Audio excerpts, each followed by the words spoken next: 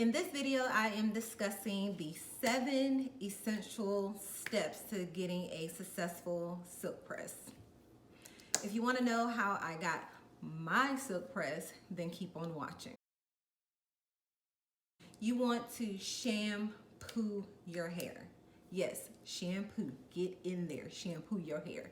It needs to be completely clean and free of any residue, any buildup. Us natural girls love to just, well, not us, because I shampoo my hair. I don't do the co-washing thing too often at all. But you don't want to co-wash your hair when you want to do a silk press. Your hair should be completely clean and free of residue. So I suggest getting a clarifying shampoo.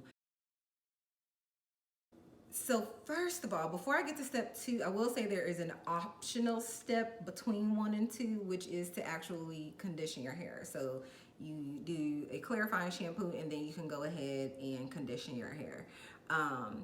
However, I say optional because I know that some people prefer to go straight from shampoo to deep conditioning. The bottom line is that you do not want to you do not want to skip deep conditioning when you are adding any heat to your hair. Reason being, when you straighten your hair, you're really taking your hair from its natural state to a manipulated state. So in order to do that, you have to break the protein bonds within your hair. So deep conditioning helps to keep your hair strengthened, get those nutrients in there, just kind of pack it in there. So when the heat hits it, it's not just stripping your hair completely and breaking all those bonds without having, some reinforcement, so to speak. I'll say this is optional, but it is something that I do for my hair, which is add a leave-in conditioner. So when it comes to a leave-in conditioner, you don't want to do something heavy, say like anything that says like moisture rich or something like that. I don't suggest you do that because those a lot of times are packed with oil, and putting oil into your hair when you're silk pressing it, really you're just sizzling your hair. You're like frying bacon. So you don't want to have a lot of oils in your hair, or any. I suggest none. But yeah, a leave-in conditioner. So if you're going to go with a leave-in conditioner, I suggest a very light water-based one. The Miele Organics White Peony is a good one, but you do want to use a light hand on it. I like it that it's like in a mist. It's not like a cream that you're putting on. You're just misting it over your hair and just brushing it through. Using a heat protector. So you do your leave-in, you put your heat protector on. You're putting heat in your hair, you want to protect it, you use a heat protector. So yes, heat protectant, this is not optional, period. It's not optional. You use a heat protectant. You're putting heat on your hair, you use a heat protector. There is none. There's no debate. Use a heat protector. Blow drying your hair. I wish I would have brought the blow dryer that I use, which is actually, it's just the, right now, I was using a different Ionic, some kind of brand, I don't know, some kind of hair dryer. But ever since I got the Revlon One Step, chat, listen, it cuts down my drying time so much. It has like the brush on it. So it's like, so this is my Paul Mitchell flat, what is this called? A paddle brush. But imagine like a paddle brush, but it has air coming out of it. Just Google it. Revlon One Step Blow Dryer. That's what I use. But it's essential that when you blow dry your hair, that you are getting it straight, which is why I say use a heat protectant before the blow dryer, because that is heat. Some people call it indirect heat because it's not direct, like, some people only call direct heat flat ironing, but either way, you're putting heat on your hair, you want to use a heat protectant. So you want to blow dry your hair. You want a really good blow dry hair. We ain't trying to have no curly roots and straight ends, or curly ends, straight roots. Like get a good blow dry, honey. Get it blow dry. So do a really, really good job blow drying. Don't skip that step. Take your time doing that. It will seriously make the flat ironing so much easier and quicker. Flat iron. So I stress that if you blow dry your hair, your blowout is done well enough that when you flat iron your hair, you only need to do one pass. Now, I will say, I meant to say this in the beginning. My hair was, you'll see, I think in the beginning I put there's a clip where you'll see my hair right after I flat ironed it. Right now, to me, is not as straight as it was because your girl was at church, honey, and the spirit was in the building, praise and worship was lit, and your girl was hot, and you know how it goes. So it's still super straight. Anyway, you'll see that clip and you'll actually see how straight it was. And that is just with one pass. I only put the flat iron through my hair one time. Keep in mind a few things. First of all, my hair is not, I don't know about the 3A and 4A. I mean, I guess if I had to guess, my hair would be like a 3B, 4A. I don't know.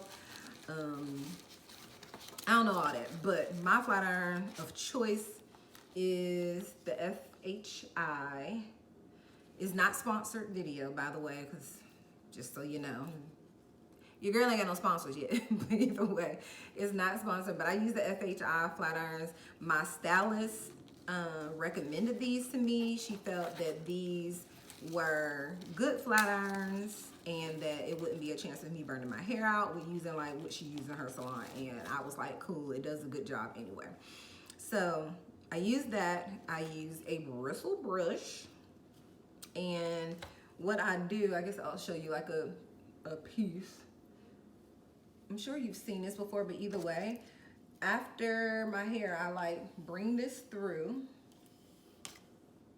and then I'm holding the brush here. Take my flat irons, take my flat irons. And on my roots, I do run that across like 2 or 3 times really quick. But when I'm going down, literally, this is how slow I'm moving. Slow, honey, with the brush, slow. We ain't going through super fast. Still going this slow. Okay, one pass, that's it. When you go through and you're just going super fast through it or whatever, it looks like you're straight, and then when you going back over it again and again and again and again. And what people don't realize is that, yes, oh, by the way, my flat irons are on like, it's probably like 420, 425. I never use it all the way up on 450. I'm just scared of 450, to be honest. Yeah, so it's about 420, 425. Then I put my flat irons on. I do my, well, I was gonna say my entire hair, but the front of my hair, I turn it down some because the front of my hair, it just doesn't require that much heat. And because I know that, I just don't put as much heat up there. And I know that the front of my hair is more prone to heat damage. So I turn it down on the front of my hair, even with heat protectant. I, for the most part, wrap my hair. I also sleep on a satin pillowcase, so sometimes I literally just flip all my hair to one side. I don't sleep wild. I sleep in one spot in my bed the entire night. If I do turn over, I literally flip my hair all over to the other side, but for the most part, I do wrap my hair every night. So, this is my scarf. I don't know where I got this from, probably a beauty supply store, but it almost looks like a do-rag. You see that? Like it almost looks like a do-rag. And then I use my Paul Mitchell, again, not sponsored, paddle brush.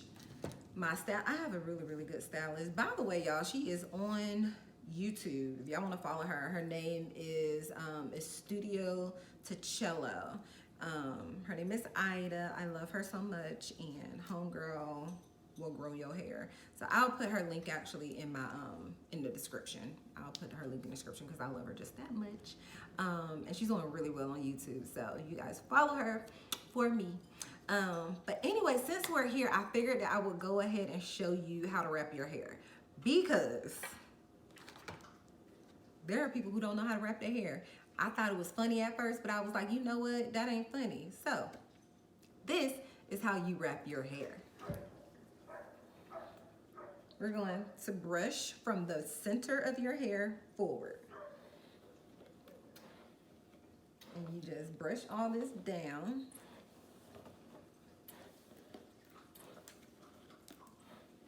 You brushing all your hair down. Then you start wrapping. So I'm taking my brush from here to here, and you're kind of just getting your hair moving in that way, in the way that you want your wrap to go. And this is actually a good time to show my hair because, like I said, I did a little sweating at church because it's not as easy, even though it seems like it's easy. The paddle brush really helps, seriously. But I really got to make sure I get it tight around here because I am not running another flat iron through my hair. When I wrap my hair, when I get up in the morning, it will be just as sleek. So, see, this is what happens. And you can bring clips if you want, like the clip to kind of help you as you moving around, but I've been wrapping my hair since I was probably 13 or 14, child, so I don't require clips. But if your hair is shorter, the clips actually will help. When my hair was shorter, I for sure did that. So what I do, instead of using clips, this is not the best right. I'm on camera, I promise this is why. Anyway, let's see, I'm looking at my mirror over here. At you guys. All right.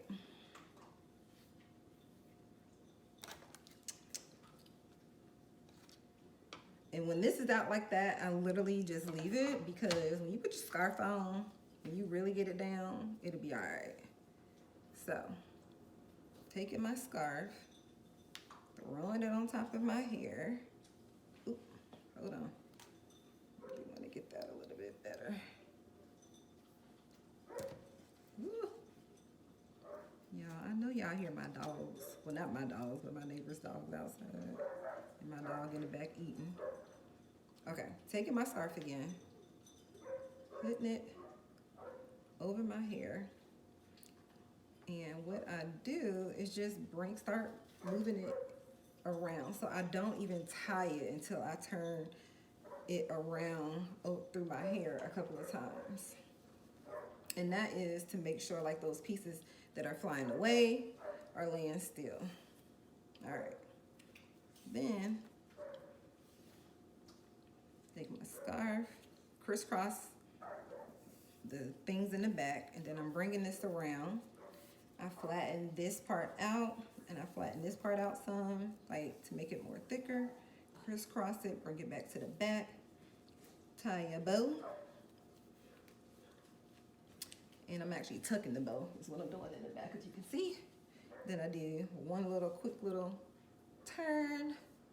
Make sure all my hair is pushed up in there. Ready for bed. Well, after I take this makeup all out and stuff, but that's it. So those are my, I guess it's 7 if you count me wrapping my hair. How to get a successful silk press, because you need your hair wrapped too. So yeah, those are my 7 essential steps in order to obtain a successful silk press.